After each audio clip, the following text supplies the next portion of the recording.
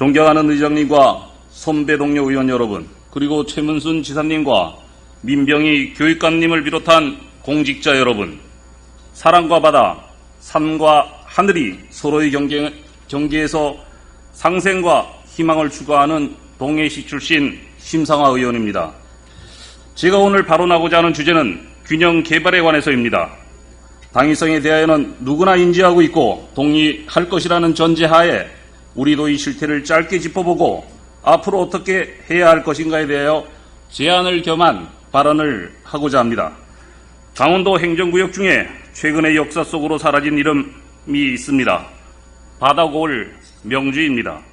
1995년 행정구역 개편에 따른 것이기에 균형 개발과 관련하여서는 적절한 예가 아닐 수 있습니다만 홍천, 철원, 화천, 양구, 인제군 그 광활한 지역에서 국회의원 한 명이 선출되는 현실의 문제와 연관시켜 지역의 미래가 우려되어 예를 들어본 것입니다. 우리 삶과 인격과 정책성 형성에 지대한 영향을 준 장소 또는 지역이 있으나 인구가 적다는 이유로 지역의 존재성이 옅어지고 있다는 것을 우려하지 않을 수 없습니다. 서울, 빛고을, 한밭에 사는 사람들이 그들의 고향 이름이 없어진다는 걸 상상조차 하겠습니까? 우리 역시 마찬가지입니다. 이름이 존재고 존재가 이름이 있습니다. 존재가 이름으로 있습니다. 충청부터 청주시에 도민의 50% 이상이 거주하고 있습니다.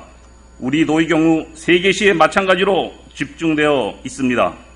특정 지역의 인구 집중에 대하여 문제를 제기하는 것이 아니라 그 외 지역의 삶의 조건의 미흡함에 기인한 것일 수도 있다는 것을 말하고자 함이며 지역적 존재감 회복을 위해 현재를 사는 우리가 해결해야 할 시급한 사안임을 강조하기 위함입니다. 경사심한 산중에 누가 투자하겠습니까? 오히려 산지의 가능성에 주목해야 할 것입니다. 예를 들어 자연산 송리나 더덕 같은 경우 공급이 수요를 충족시키지 못하고 있다고 봅니다.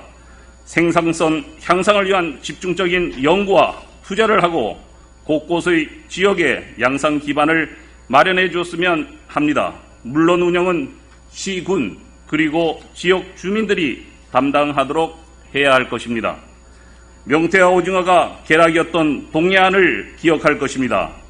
양식이 아직은 불가하기에 생태계 회복 등의 문제가 있습니다만 서남해안과 마찬가지로 양식 어업만이 과거의 바다 토피아를 회복할 수 있습니다.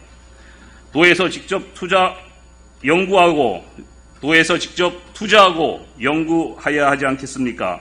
시군의 여력을 기대할 수 없는 것이 현실입니다. 가장 중요한 시설 안전 문제가 있습니다. 육지에 시설하든 바다 한가운데 방파제를 시설하든 아주 작은 가능성이라도 끈질기게 붙들고 매진하지 않으면 생태계의 황폐와 같은 어부들의 삶 또한 그리 될 게 명약 권하합니다. 어에게 참여하는 어부만이 어업인이 아닐 것입니다. 어구를 파는 사람, 수산물 유통자, 건조업 종사자 모두 어업인입니다. 소비자 역시 중요한 어업 관련 구성원입니다. 부산에 집중된 유통 구조도 개선되어야 합니다. 부산의 냉동사업자에게 10여 차례의 중간상을 거쳐 비로소 오징어 건조업자는 냉동오징어를 비싼 가격으로 구매할 수 있습니다. 대형 냉동공장에도 투자해야 합니다. 도에서 의지만 있으면 단시일 내에 가능한 부분도 있습니다. 도 단위 기관, 단체 등의 설치 및 운영은 시군에 안배되어야 합니다. 주 사무실 역시 시군에 위치하게 해야 한다는 것입니다. 도립합창단, 예술단, 미술관 등의 설치 및 운영이 향유자의 전국화는 물론 고속화된 교통수단을 감안해 볼 때 어디는 되고 안 된다는 인식 자체가 잘못된 것이라 여겨집니다. 더불어 창작자와 사무종사자도 그 지역에 거주할 수 있는 여건 조성도 염두에 두어야 할 것입니다. 도에서는 담당 부서를 설치할 것을 제안합니다. 지금보다 더 도의 역할이 확대되고 강화되기를 기대합니다. 문제가 있다고 말고 적극적으로 해소하고 추진해야 지역의 미래와 존재감을 확보할 수 있을 것입니다. 경청해 주셔서 감사합니다.